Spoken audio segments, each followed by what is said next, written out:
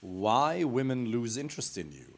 My name is David Meessen, and I've helped men from over 36 countries find the right girlfriend, life partner, wife, get a better social life in general, become more confident, improve their communication skills with women. Today, I want to give you some very practical pieces of advice, as well as some mindset changes that are going to help you find and attract and keep the right girlfriend or wife. So I don't take drugs. I don't drink alcohol, but every now and then I smoke a cigar. The funny thing is, whenever I do smoke a cigar, babe, my lighter is broken. Fernanda needs to come in and get me a different lighter. My baby Chino, I need a new lighter. This was supposed to be super smooth. Apparently, it's not gonna be. The lighter is not working. I bought this lighter today, but it's not working very well. I need a new lighter, please. Yeah, it's not working very well. Can I get a new one, please? Thank you so much. It's still recording, by the way. We're gonna keep all of that in. Thank you so much. Appreciate it. On my journey of helping countless men from all around the world, most of them in the US, by the way, I would say, find the right one, I've recognized there are certain principles that decrease attraction and some that increase attraction. Some of them I want to talk about today. And I also want to talk to you about what type of mindset problems men like yourself oftentimes face that stop them from presenting themselves in the most compelling way.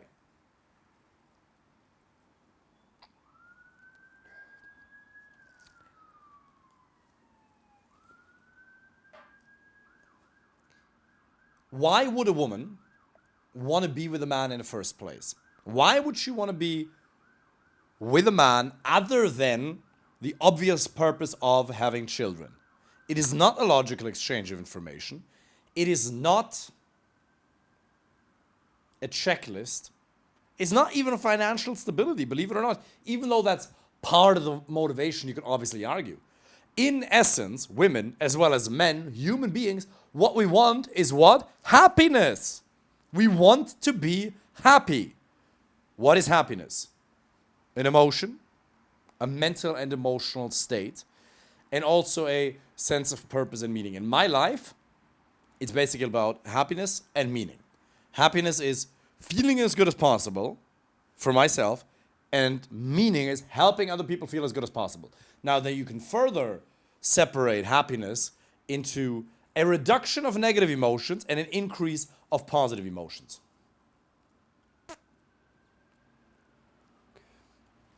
I want to contribute through my work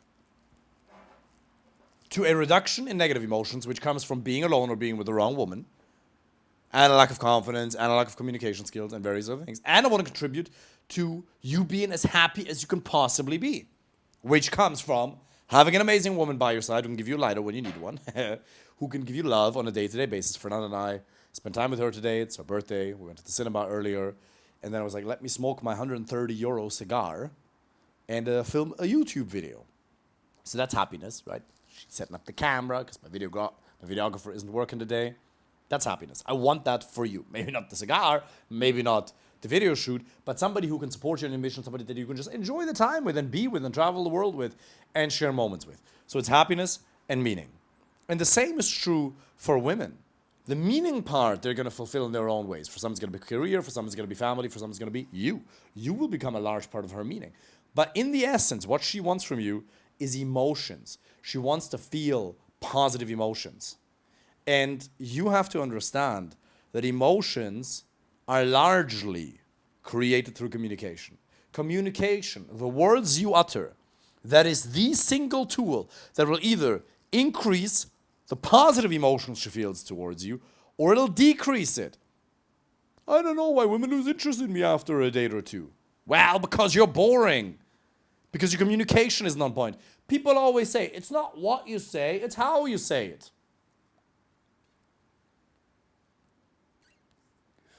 Partially true. I'm not even an eloquent cigar smoker, right? I'm not that cool, you know. I don't smoke them often enough to be very smooth with it. Trying to be. yes, it's true that how you say something, the conviction with which you speak your words, especially in a social context, or primarily in a dating or a social context, matters more, for sure. But imagine if you start a Zoom call, a potential business deal, and within the first 5 seconds, that person says, "Hey, John," and then that person insults you. Think of the worst insult you could possibly think of. I don't want to say it right now, for obvious reasons. Imagine somebody says this to you. Would that one word not evoke significant negative emotions towards you? And would that one word not significantly lower the probability that you're going to end up doing business with that person? Right? If you're going to hire somebody, and that person says one wrong sentence can already drastically decrease the probability that you're going to hire that person. Because you know, be that a business or in your job, if you hire people, or if you don't, at least you're looking for team members, you're interviewing other team members, you know there's certain things normal people just won't say. Same is true here. It is extremely important that on the one hand, you develop absolute calibration and effectiveness. Now, there are some people in this world who are very effective. They're very smooth talkers, but you get a bit of a weird feeling. They don't really feel authentic. It doesn't really feel real. What they say is almost there's a gut feeling.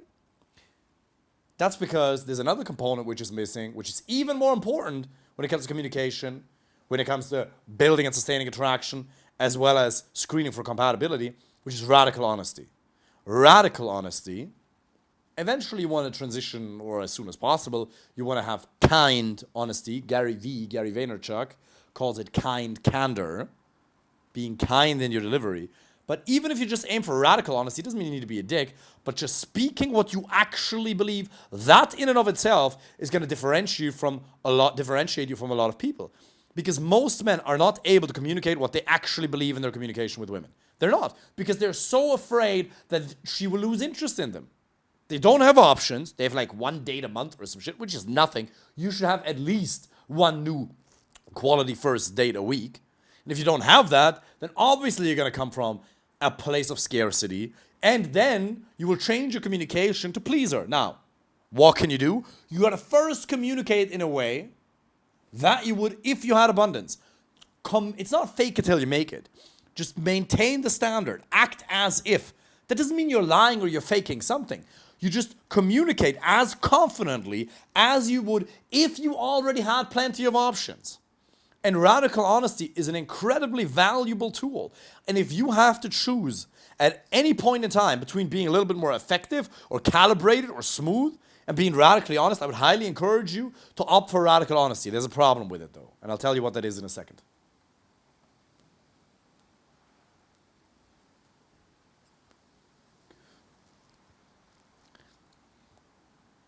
In your professional environment, if you work for a tech company, or if you're good in business, you have learned that saying what you think, always without filters, leads to problems.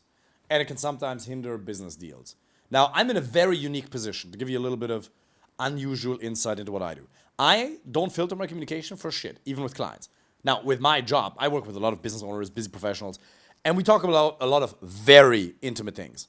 Their relationship life, even their intimate life, their psychology, their mindset problems, their personal development. I take all of that extremely serious. And so I really truly say whatever the fuck I want, whenever I want it. Now, not to be selfish. I'm not going to burden my clients with unnecessary details that won't help them. But I will say what I need to say. One, because I need to act like a role model, but primarily because if there's something in your communication where I feel like that needs to be called out, a blind spot, I will call that out. Not to have an ego trip of some sort, but to be able to help you. Because nobody's giving you feedback, especially if you're successful in business. You're used to people metaphorically sucking your dick. True. There's a client testimonial on my website by a guy called Leo. He's a very successful business owner in the States. He owns several restaurants. And he says that one of the things he appreciated most about the coaching was that I was able to call him out on his BS. Because nobody else does. Nobody else does. And I get to do that. Not for selfish reasons, but to show you where you're lacking so that you can rapidly, quickly improve it so you can get the outcome that you want. I'm in a unique position with that. Most people, especially if you're an employee, you are not able to just say what you want. And even with your employees, if you're a business owner, you can't just unfilteredly say what you want at any given point in time. Because it's a professional environment. And the main outcome is productivity. You're trying to move you're trying to move closer to the goals of the company. Whatever that may be.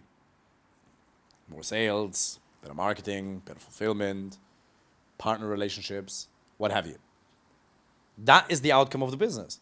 And so you learned that there is a specific way to communicate in a professional and in a business environment. Very logical, very serious, very concise. Very interesting point, by the way. One thing that you've learned in your career, or as you've gotten better in business, is that the people who are best at business, really successful people, not the guys who fake shit, some MLM, network marketing bullshit, but people who are really successful, they become very concise in their communication. They don't really say more than needs to be said. Oftentimes, they're not even necessarily eloquent. You mightn't be. Maybe you are. Maybe you're not. But you become very concise. You think about what you want to say long and hard. The most extreme example, obviously, is Elon Musk. Not eloquent at all, yet probably the biggest genius and one of the greatest heroes of our society, in my opinion. What a legend that guy is. I'm a huge fan of that guy. Amazing. Not just for business success, but for the values he represents, freedom of speech, so on and so forth. He can't communicate very eloquently at all. Yet, what comes out of his mouth is extremely profound. And obviously, it works. Now, with women, that type of a communication doesn't really work. It is almost more important to talk nonsense on the first date, but to do so extremely confidently, extremely eloquently, regardless of the actual content of your speech, than to say something that is truly profound and meaningful, but in an uncertain manner. This is obviously an extreme. Imagine a spectrum. Being over the top confident and talking nonsense, being extremely insecure and saying something that's very profound. Obviously, you could call it a spectrum or a false dichotomy. You could also just say something that is relevant, that has emotionally relevant to her, that has meaning, something that is profound in a way that's also emotionally engaging for her. So absolutely both is possible. But if you want to get better in your communication with women, you have to lower your own standards of what you think you're allowed to say. You probably think you have to have this perfect thing to say. Why would she even want to listen to my story? Oftentimes you have a thought. You have an inkling. You have a gut feeling. Or maybe I should say this. Boom! But you suppress it. But you don't allow yourself to actually verbalize it. And that is a habit that served you well in your career or your business. Because you've made experiences in the past where you communicated certain thoughts too quickly, and then you offended somebody. Or you got bad feedback. Or you realized, this just isn't the most intelligent way to conduct myself in a professional environment. But filtering yourself in a dating context is one of the highest guarantees that you're going to struggle and that women will lose interest in you. Because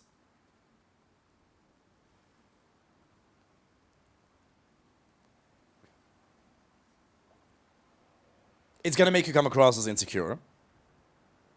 And you will not say the things that would actually create an emotional reaction. If I were to tell you, for example, I was out with a client 2 weeks ago. He has a PhD in AI. He came to Dublin. We did some in-person work. We went out together. Most of the stuff we do is online. Every now and then we do in-person events, which is amazing, by the way. PhD in AI, absolutely smart, comes over from the States. And we're talking to a bunch of American girls. And some of these girls go, after they find out that I'm from Germany, I was in Berlin. I was like, really? I hate Berlin. And they say, why? I say, well, Berlin is so alternative. What do you mean? When I was in a club and I saw a girl with an armpit hair so long that I could have flossed with it. And they're like, oh my God. 4 out of 5 thought it was funny. 1 out of 5 didn't find it so funny. And I immediately realized, okay, cool. I realize who I'm going to vibe with more. I'm not here insulting people. I'm not insulting that person. Hey, if you want to grow your armpit hair, I'm all for it. I'm absolutely for individual happiness. Anybody should do whatever they want to do. I'm just saying for myself, I don't find that particularly attractive. I'm not saying that women shouldn't be allowed to do that. Women should do whatever they want. I stand for everybody's right to do whatever they want until they start interfering with somebody else's right to do the same. So express yourself exactly how you want to express yourself. It makes you happy. But I also get to voice my opinion. And when you say things that are that polarizing, you're gonna create a reaction. And this isn't even that crass. I would say things that are way more polarizing. And by the way, this is not a line. I'm not here telling you that you have to learn canned material.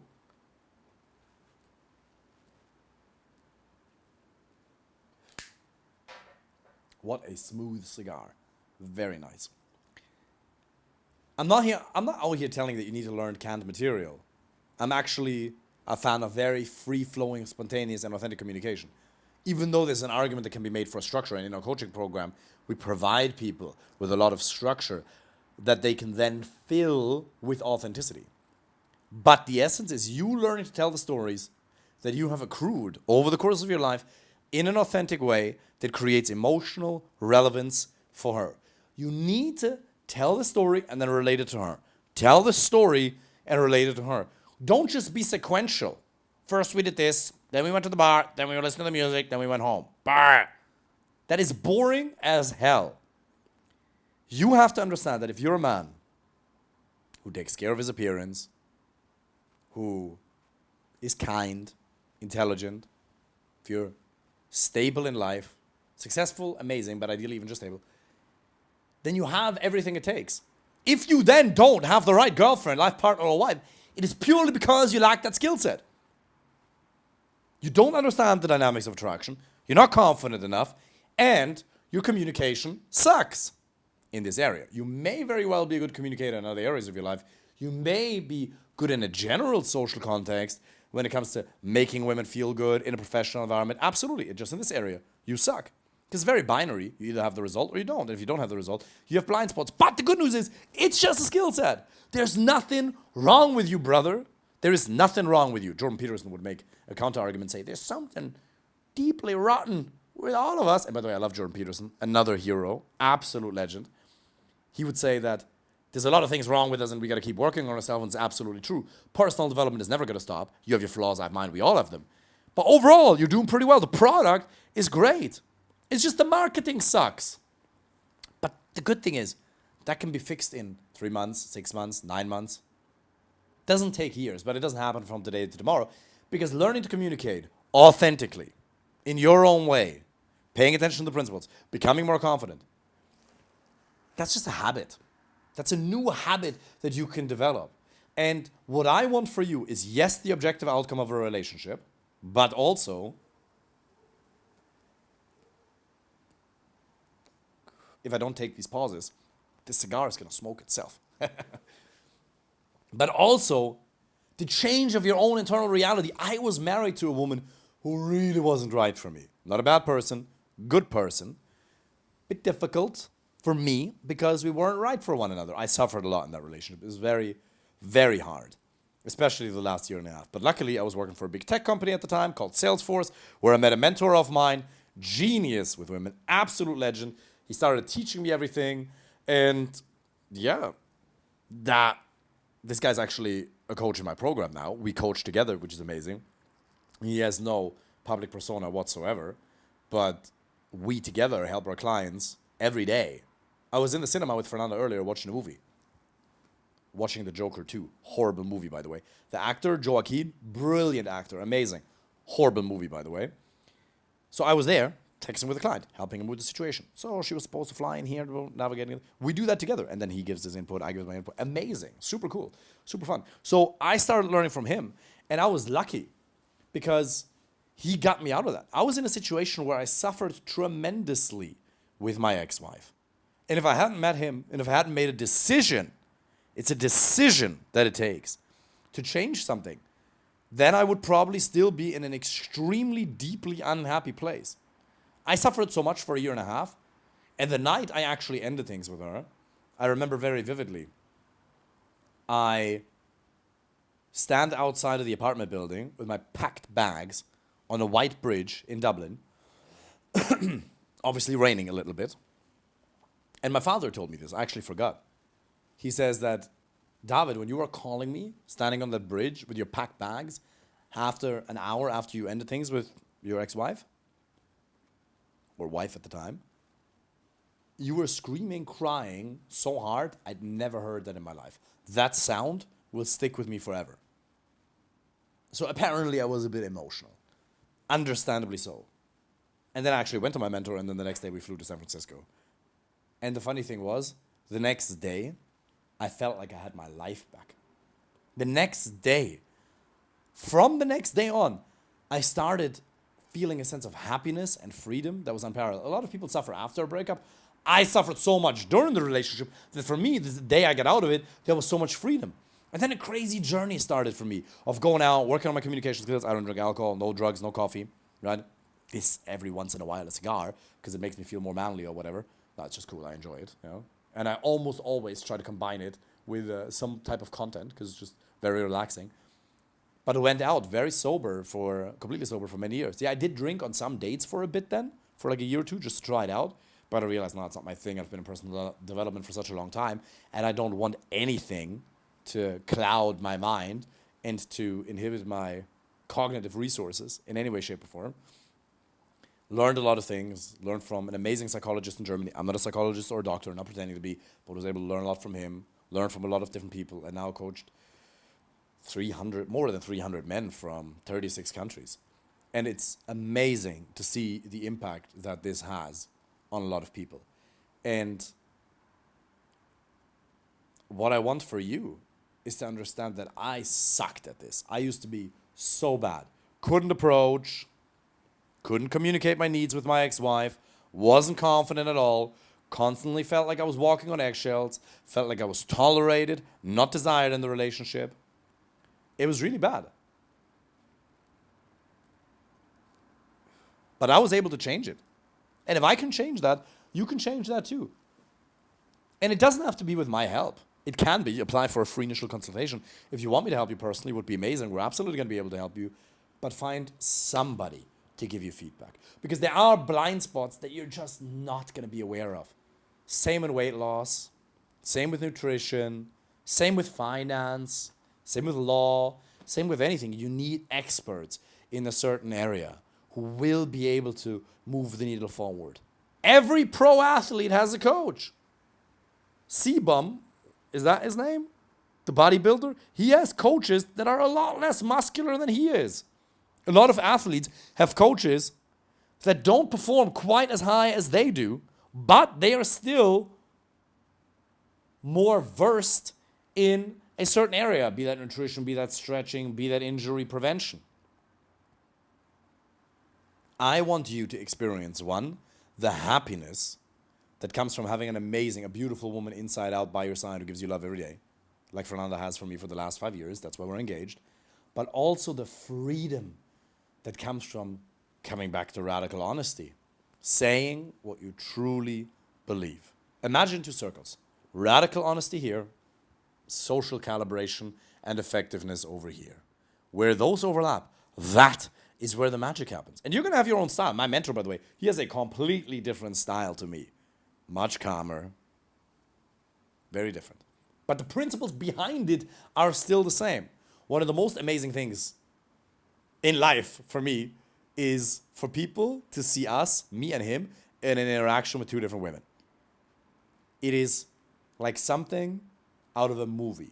Now, that doesn't mean that he or I don't get rejections. Everybody gets rejections. Everybody gets rejections, absolutely. But if we find an interaction with two different ladies where they're both interested, you will see things you've never seen before. It is absolutely unbelievable.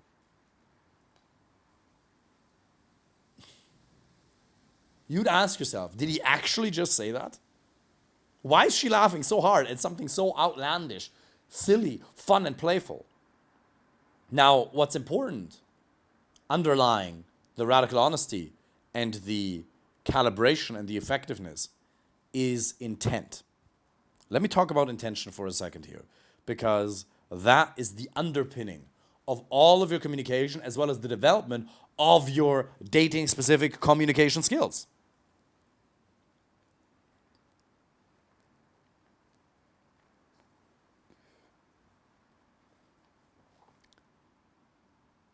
If you're a good person and your intent is to make you happy, but to make everybody happy that you get in contact with, you're going to fail. It's not going to be possible because there'll be some people that you just don't like where there'll be friction, completely normal. But your intent is to add value to every environment that you go into. You want to make your future girlfriend, wife happy.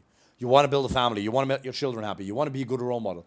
If that is your intention, if your intent is to love, truly, to give, the rest will sort itself out. Now, not by itself. I'm not talking about manifestation, just sitting on a green chair, smoking your cigar, visualizing, and then magically the right woman is going to manifest itself next to you. Absolutely not. It's virtually impossible to find a high-quality relationship without sustained action, without using dating apps, without using Instagram, without using in-person approaches, or at least one of those channels that's going to give you high-quality dates if you do it the right way. It will require some amount of action. You're going to have to go and eat some shit and get through some rejections. That is absolutely, truly part of the process. But if your intention is to get that outcome for you and to create a win-win-win situation, win for you, win for her, win for everybody else, I believe, one, the universe is going to have your back, and also God, life, the universe, whatever you believe in or don't. But it's also going to come through in your communication. There'll be a warm vibe. Have you ever had that when you're talking to somebody and there's just a really weird energy? For some reason, you have a very strange gut feeling. And you can't even explain it to yourself. Just the second you start talking to them, you're like, oh, there's something bad about that guy. I don't know what it is. You can call it energy, or you can simply call it your unconscious mind detecting certain incongruencies. By the way, if you've gotten good in your career or your business, then you realized that learning to read people largely comes down to detecting incongruencies in their speech.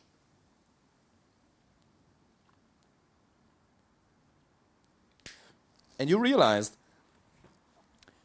that good people, successful people, they are highly congruent between their thoughts, words, and actions. They're highly honest.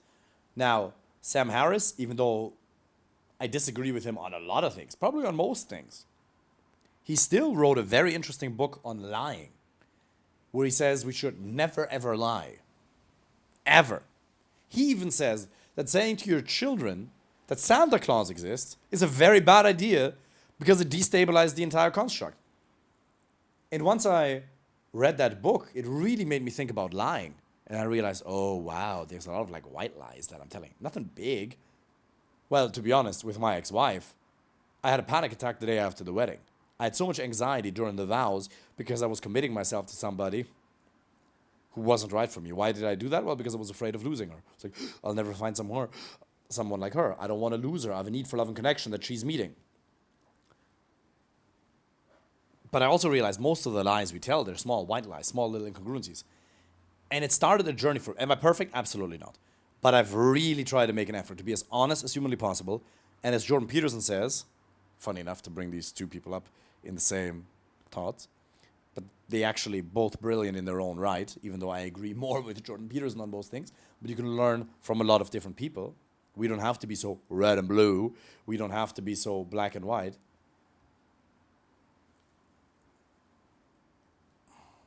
Jordan Peterson says, be as accurate with your speech as possible. And I've really tried, and I'm really trying to do that. And I would argue, you as well. If you're watching this video, if you're consuming my content, you're somebody who tries to do that as well. And the more honest you become, and I'm really not virtue signaling here, but I'm saying it more as a ambitious goal for us to strive towards every single day, to be more accurate, a little bit more accurate, a little bit more accurate. And then we make a mistake, we say something that isn't true, we go back to the person, we say, look, that wasn't quite accurate. That lets people trust you. And you realize in business or your career, that if you want to see whether somebody's legit or not, you're trying to spot incongruencies. They're saying one thing. I'll remember. This is still shocking to me to this day, but I've gotten used to it and I realized it's unfortunately the reality for most people. I'm standing outside of another tech company that I used to work for in Dublin. And there's this guy who used to work for my team. Overweight, not great social skills, confident, but weird. And he's standing there, 29 years of age, 30 years of age, and he goes, yeah, I had sex with 128 women. And I go, listen. Not to say that it isn't possible or anything. But I immediately had a weird gut feeling. The math didn't add up in my mind. Is it possible for a 29, 30-year-old to have sex with that many women? Yeah. Is it desirable? Probably not. Not judging. You do whatever you want, right? The clients who come to me, they want to find a meaningful relationship. You're going to have to get some experience. Trust me, you're going to have to go on some dates. Quite a few probably. But this is not about having intimacy or sex with that many women, right? People do whatever they want. I don't judge. Is it possible for somebody at the age of 29 or 30 to have that much intimacy? Yeah, absolutely. This guy, I just didn't believe it. It didn't make sense. And then I talked to his ex. Put it this way. She, kind person, physically, objectively, not that attractive. Really. Yes, you can say, beauty is very subjective. Yeah, but it's also objective. There's just this person that everybody in the world, if 98% of the people in the world agree that this person is attractive, that person is attractive. And if 90% of the people agree that this person just is like not that attractive, she, objectively speaking, is not that attractive. And she wasn't. So first of all, I was like, this is your ex-girlfriend. You were with her for so many years. First of all, she's not that attractive. And then she's telling me that you are a compulsive liar.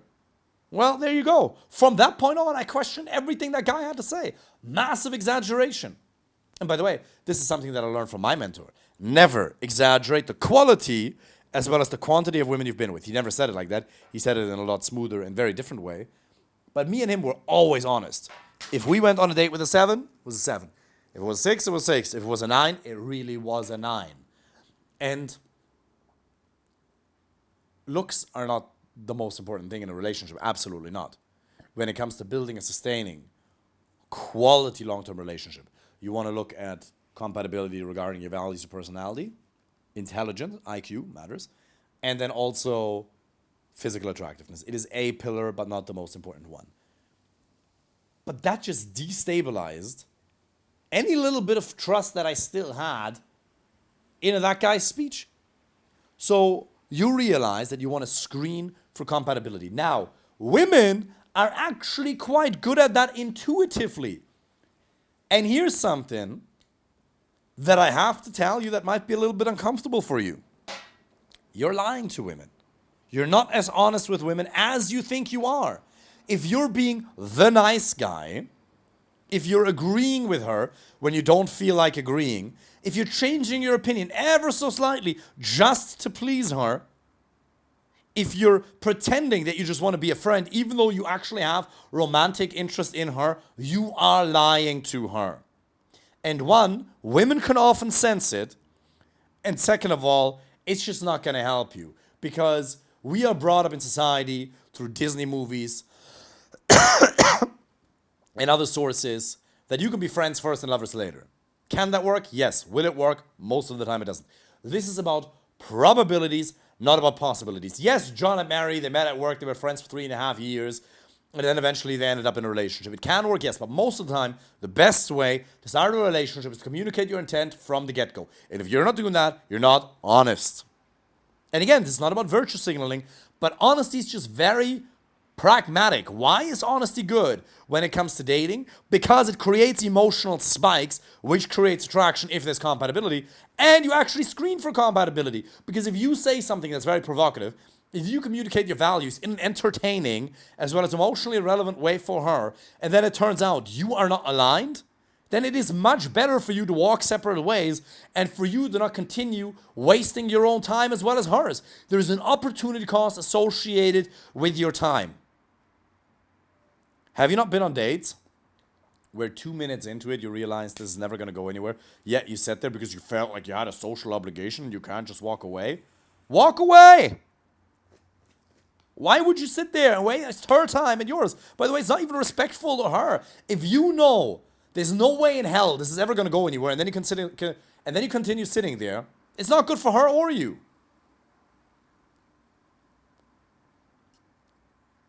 I once had it. I'm not going to say what particular value of ours wasn't aligned, but I was on a date with a girl many, many years ago. 5 minutes into the date, we realized we have a very different worldview. We finish our burrito. I get up. We shake hands. We amicably, respectfully walk separate ways. No need to insult her. No need to have an argument. Hey, wish you all the best. Funny enough, years later, she found one of my TikTok videos. And she said, I went on a date with that guy. It was one of the worst dates that I've ever been on. I didn't think it was that bad. We just disagreed on certain fundamental values. And I'm sure if you watch my videos, you understand what some of them might be. And that's okay. You can still wish beings well. As Jack Kornfield says, you can still wish people all the best. Respect them as as a person. Respect them in their core as a human being, even if you fundamentally disagree with their values. That has to be a ongoing part of the development of all of our societies. Because if we can't have conversations with people we disagree with, we're in deep, deep trouble. That's why freedom of speech is so important. And so I want you to communicate morality honestly, while learning this skill set of building attraction in and of itself, which we can help you with. Again, apply for a free initial consultation if you want us to help you with this personally. This is the Harvard of dating. You will never in the world find anything that is better than this, what we have to offer. The structures, the systems, the processes, field tested, proven. If you want a quality relationship to an amazing woman for the long term, this is it. Apply for a free initial consultation. But, coming back full circle, I want you to be able to have the joy that comes from having a woman like that by your side who gives you the happiness, and not just the love, but also the peace of mind. Because do you think Fernanda and I argue about politics or religion? Zero. We are not 100% aligned, but we are 90+% aligned. Our core values? Absolutely all the same. I haven't found a single core value of Fernanda's and mine over the last 5 years that contradicts, that stands in conflict with one another. Absolutely zero. Do you know how easy that makes things? The number one factor for relationship success is compatibility. 99% of the arguments you have or had in relationships or in your former marriage came from a lack of compatibility. Yeah, but it's communication. Hold that thought. Yes, communication is everything when it comes to building attraction, as well as sustaining it later on. But no amount of communication will fix a structurally broken relationship. Because remember, communication is just you verbalizing what's already there inside of you. And if you verbalize what's inside of you, and she verbalizes what's inside of her, and these things happen to clash, how are you going to raise your children? What school are you going to send them to? What types of teachings are you going to expose them to and not expose them to? What are you going to do on date night? Is it okay for me to work while I'm in the cinema, while I'm in the cinema watching a movie that I don't like? Is that okay? I guarantee you, my ex-wife probably would have gotten upset at that. Fernanda, no problem. She was proud of me. I got so much work done during that movie. Texted clients, did other shit. Amazing. Fantastic. It was still a productive time. But I guarantee you that would have led to a conflict in my previous relationships. And again, it's not because she's a bad person or you're a bad person. It's purely a lack of compatibility. Even Tony Robbins says the number one factor for a relationship success in any relationship, business, with employees, friends, is selection. Selecting somebody who's compatible with you. Communication is such a beautiful thing because one, it allows you to get the outcome, and second, it is a rewarding process in and of itself because you can truly learn to enjoy it. You can truly learn to enjoy it, and you can get into flow states while expressing yourself. What do you think Fernanda and I do 5 years into the relationship? What do you think keeps her excited? Is it a logical exchange of information? Do you think we tell each other new things? Yeah, every now and then I learn a rather minute detail about her past that I haven't been previously aware of. But really, it's the emotions we create within ourselves about or through the communication we have at the moment. That's what creates the spice. That's what creates the excitement.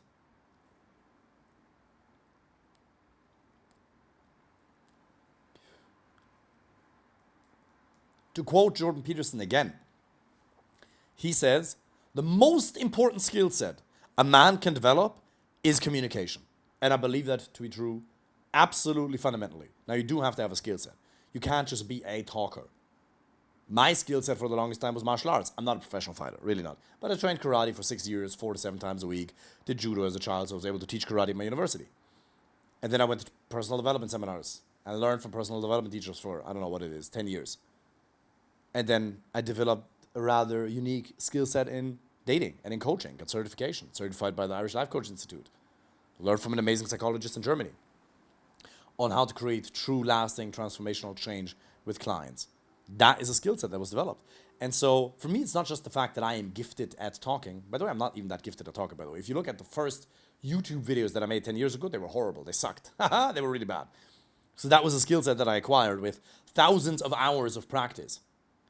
But underlying the communication is the skill set of dating. And it is a skill set, trust me. It's not just about doing the approach.